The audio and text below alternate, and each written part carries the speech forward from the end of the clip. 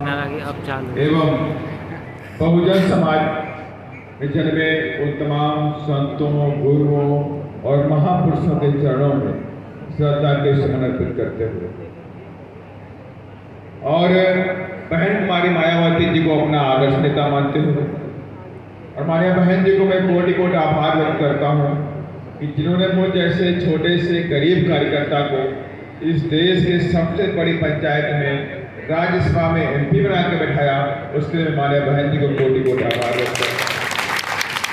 आज की इस बांधी हुई महुआ विधानसभा, आज की इस महुआ विधानसभा की समीक्षा बैठक में हमारे बीच में उपस्थित प्रदेश के अध्यक्ष श्री भगवान सिंह बाबा जी और प्रदेश के प्रभारी जिनको माननीय बहन जी ने अभी आशीर्वाद दिया है, विजय कुमार बैरवा जी, मोहन सिंह गुजर जी प्रदेश महासचिव, श्याम बैरवा जी, सोरेन सिंह दिनबंधु जी, खुर्शीद अहमद जी, भागचंद टागरा जी, आर.के. जाटव जी, लल्लू राम परवरिया जी, मुंशीलाल बरोलिया जी, जिला अध्यक्ष कृष्ण बेद जी, हरिओम बरोलिया जी, तेजराम बैरवा जी, मोहन सिंह खटाना जी, विष्णु बौद्ध जी, मेदीलाल जी, मदन लाल बैरवा जी, जगन्नाथ जाटव जी, बाबूलाल बौद्ध जी, चरण सिंह नोरिया जी, बीबीएफ हमारे जो जिला संयोजक है नवल जी, रामू मीणा जी, पंचायत समिति के सदस्य हमारे सभी लोगों को साथ साथ में इधर बैठे हुए पितापुत्र बुजुर्गों, नौजवान साथियों, आप सभी लोगों का मेरी तरफ से क्रांतिकारी जय। क्योंकि आज की जो बैठक है और बैठक से पहले वक्ता उन्होंने इस बात को रखा कि 2023 में अपनी सरकार बना। सरकार तो आपने बहुत लंबे अरसे से बनाई और बहुत सरकारें आपने बिगाड़ी भी। मेरी समझ से जब से देश आजाद हुआ और संविधान लागू हुआ तब से आप लोग सरकार बनाते रहते और सरकार बिगाड़ते रहते। लेकिन 2023 में ऐसा क्या होने वाला और जिसके लिए हम सभी लोग आप सबसे अनुरोध करने वाले हैं कि 2023 में अपनी सरकार बना लो। 2023 में अपनी सरकार बना। ये वर्ड अपनी का मायने क्यों बोला? आप सबको पता है इधर दलित समाज से बैठे हैं लोग, आदिवासी समाज से, मीणा समाज से भी काफी लोग बैठे हुए हैं इधर, और ओबीसी से मेरी समझ से सैनिक, कुशवाहा, माली बिरादरी से भी बैठे हुए लोग और गुर्जर समाज से भी बैठे हुए और सर समाज से हमारे जो गरीब समाज के लोग हैं जिनको हमारी पार्टी में पूरा आस्था और विश्वास है, वही लोग इस हॉल के अंदर बैठे हुए। इस बात से मैं सहमत हूँ, सारे लोग वही लोग बैठे हुए। तो मैं आज आपसे कह रहा हूं कि अपनी सरकार बना लो 2023। अपनी सरकार का एक मतलब मैंने आपसे कहा है कि आपने कांग्रेस की भी सरकार बनाई और आपने लंबे अरसे तक इधर बीजेपी की सरकार भी बनाई और कभी कांग्रेस कभी बीजेपी, कभी कांग्रेस कभी बीजेपी का गेम चलता रहा। लेकिन इस लंबे अरसे में क्या दलित, आदिवासी या पिछड़े या गरीब समाज के लोग, क्या उनको इस प्रदेश के अंदर न्याय मिला? मैं चंद चमचों की बात अगर छोड़ दूं, हो सकता है कुछ दलित समाज से 100-200 लोग आगे बढ़ गए, हो सकता है कि आदिवासी समाज से पढ़ाई के दम पर, राजनीति के दम पर नहीं, पढ़ाई के दम पर हजार को हजार लोग आगे बढ़ गए, हो सकता है पिछड़े समाज से भी सैकड़ों की संख्या में लोग आगे बढ़ गए शिक्षा की वजह से, लेकिन राजनीति में आगे नहीं बढ़े।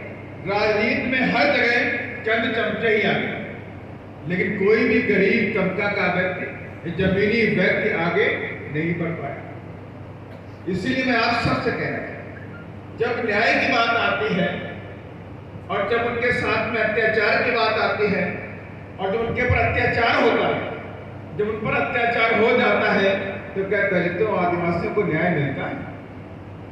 कभी आप बताइए मुझे, गंगावास केस हुआ कि नहीं हुआ? क्या वहां न्याय मिला? आज तक तो न्याय नहीं मिला। गंगावास केस हुआ, न्याय नहीं मिला। विनोद मेघवाल को मारा गया, न्याय नहीं मिला। जितेंद्र मेघवाल को मूर्छ रखने की वजह से मार दिया गया, न्याय नहीं मिला। और यही दौसा के अंदर भी, दौसा के अंदर में कितनी बहनों के साथ में बलात्कार हो गया, मर्डर हो गया, क्या न्याय मिला? क्या सुनवाई कभी हुई? अभी मेरे पास एक अलवर साथी बैठा हुआ है, ओम प्रकाश, इसकी पत्नी का मर्डर हो गया, पत्नी के पैर काट दिए, हाथ काट के उसको जिंदा जला भी दिया, FIR हो गई, लेकिन आज तक उस पर कोई कार्रवाई नहीं हुई। कार्रवाई कोई नहीं हुई, कोई कार्रवाई नहीं हुई। कई सारे बलात्कार यहाँ हो गए, आज तक वो ठंडे बस्ते में दफन कर दिए गए, कोई कार्रवाई हुई क्या? लेकिन हाँ, कार्रवाई कहाँ पे होती है?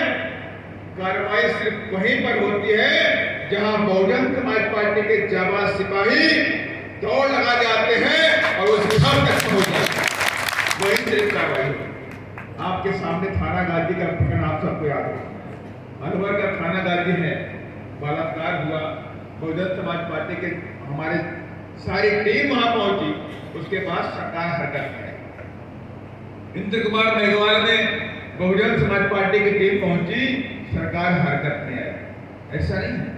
अभी आपके बगल में गंगापुर गोसाई में एक बच्ची के साथ में बलात्कार हुआ और 3 दिन से FIR नहीं हो रही। और जब उसके फादर ने, उसके चाचा ने मुझे फोन किया कि 3 दिन से FIR नहीं हो रही, मेरी बेटी जो 14 साल की है उसके साथ में बलात्कार हुआ, लेकिन कोई भी FIR नहीं। और मैंने तुरंत SP को वहां को फोन किया, मैंने 4 बार फोन किया, SP ट्वीट है, फिर मैंने तुरंत ट्वीट किया, मीडिया को भेजा, मुख्यमंत्री को भेजा, DG को भेजा, इस देश के प्रधानमंत्री के CMO ऑफिस में भेजा, गृह मंत्री को भेजा।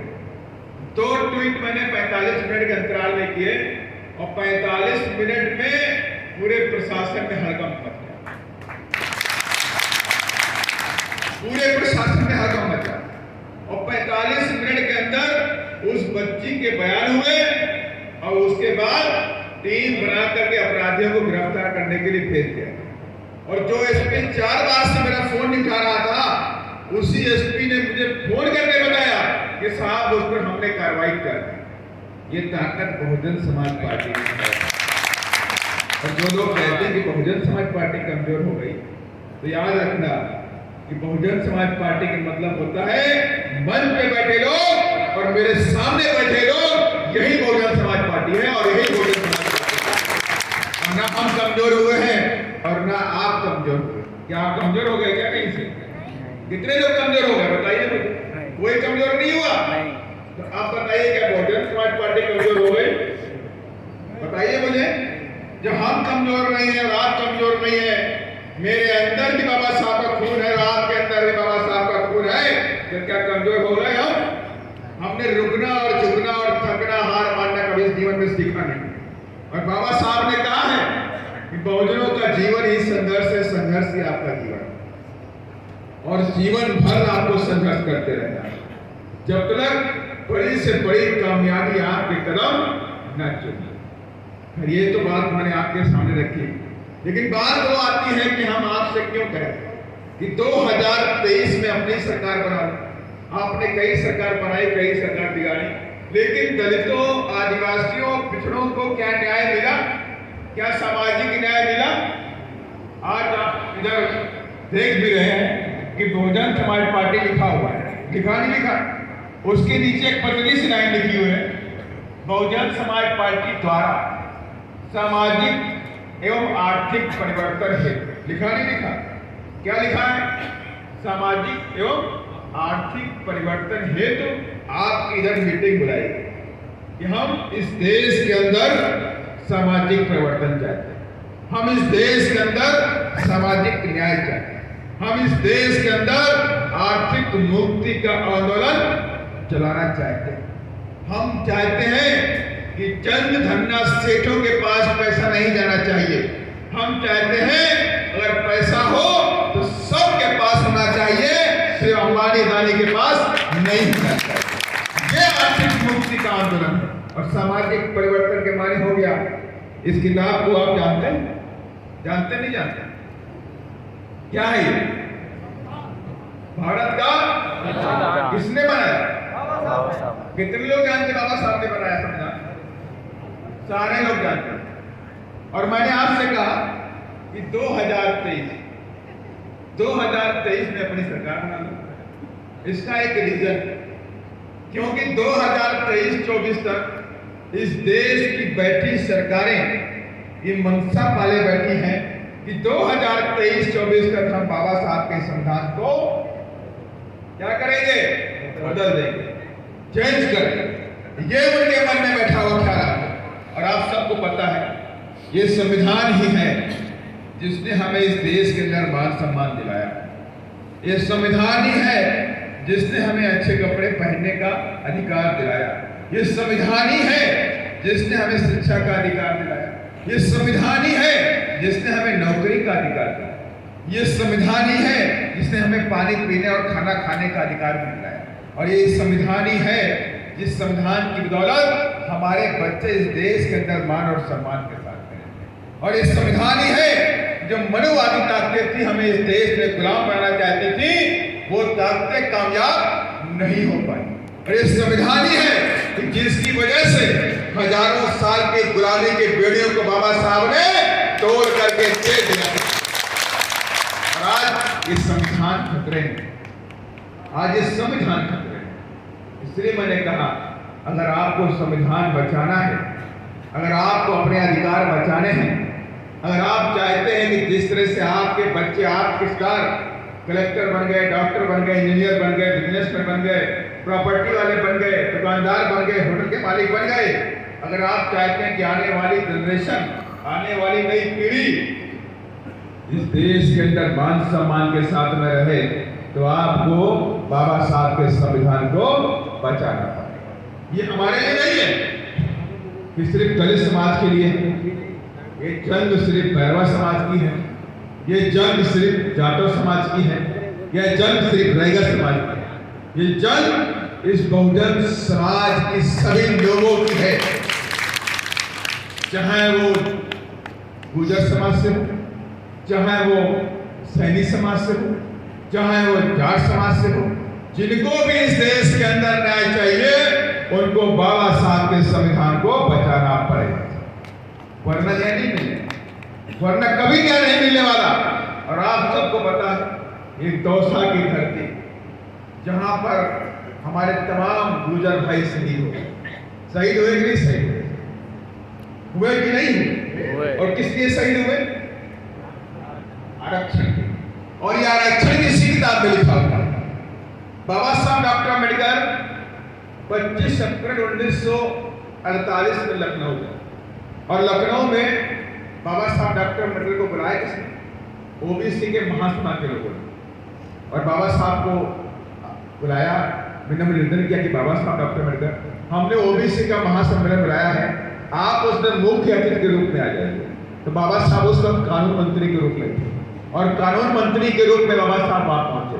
तो ओबीसी के सिपा सालारों ने बाबा साहब से रिक्वेस्ट किया, आग्रह किया कि बाबा साहब डॉक्टर अम्बेडकर आपने संविधान में दलितों को अधिकार दे दिए, आदिवासियों को अधिकार दे दिए, अब उनके बच्चे तो मान सम्मान के साथ में इस देश में रहेंगे।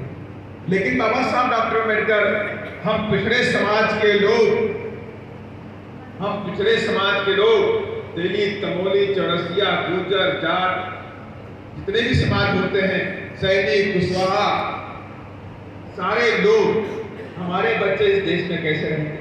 हमारे बच्चों को इस देश के अंदर मान सम्मान कैसे मिलेगा? हमारे बच्चों को इस देश में नौकरी कैसे मिलेगी? हमारे बच्चों को शिक्षा कैसे मिलेगी? तब बाबा साहब डॉक्टर अम्बेडकर ने कहा आप परेशान मत हो, मैं संविधान में कोई ना कोई व्यवस्था आपके लिए जरूर करूंगा। ये बात बाबा साहब ने ओबीसी के बच्चों से, ओबीसी के लोगों से वहां पर बोली, और कहा भी कि मैं ये नहीं कहता कि आप दलितों के साथ में रोटी और बेटी का रिश्ता रखो, मैं नहीं कहता कि आप दलितों के साथ में रोटी और बेटी का रिश्ता रखो, लेकिन राजनीतिक सोच आपकी एक होनी चाहिए। और जिस दिन आपकी राजनीतिक सोच एक हो जाएगी, उसी दिन आप इस देश के राजा बन जाएंगे। ये बात बाबा साहब डॉक्टर अम्बेडकर ने उस दिन बोली और उसके बाद बाबा साहब डॉक्टर अम्बेडकर दिल्ली गए और दिल्ली के अंदर बाबा साहब डॉक्टर अम्बेडकर ने दलितों आदिवासियों के रिजर्वेशन से पहले इसी किताब में आर्टिकल 340 लिखा और आर्टिकल 340 में लिख दिया कि देश की और प्रदेश की जो सरकारें, आने वाली सरकारें, पिछड़ों का, पिछड़े माने कि सारे हो गए नहीं हो गए, जाट भी हो गया, गुर्जर भी हो गया, कुशवाहा भी हो गया, सैनी भी हो गया, चौरसिया भी हो गया, तमोली भी हो गया, तेली भी हो गया, सारे हो गए नहीं हो गए, प्रजापति भी हो गया। तो इन सारे लोगों की बैकवर्डनेस माने पिछड़ापन, सामाजिक पिछड़ापन और शिक्षा में पिछड़ापन, उसकी छानबीन करेंगे और उसकी छानबीन करने के बाद इनको शिक्षा और नौकरियों में सरकारें रिजर्वेशन देगी उनकी जनसंख्या के अनुपात में। ये बात बाबा साहब डॉक्टर अम्बेडकर ने इसी संविधान में आर्टिकल 340 लिख दिया और उसके बाद आर्टिकल 341 में दलितों को इस देश में रिजर्वेशन दिया शिक्षा और नौकरियों में। उसके बाद 342 में इसी संविधान में रिजर्वेशन मिला है आदिवासी बच्चों को शिक्षा और नौकरियों में। इसलिए मैं कहना चाहता हूं ये किताब सिर्फ दलितों के लिए नहीं है, ये किताब सिर्फ आदिवासियों के लिए नहीं है, ये किताब ओबीसी के बच्चों के लिए भी उतनी ही जरूरी है जितनी हम सब के लिए। और ये आज ये किताब खतरे में है, ये संविधान खतरे में है, आपका अधिकार खतरे में है, आपका रिजर्वेशन खतरे में है, आपका मान और सम्मान इस देश में खतरे में है। इसलिए मैंने कहा कि 2023 में अपनी सरकार बना लो।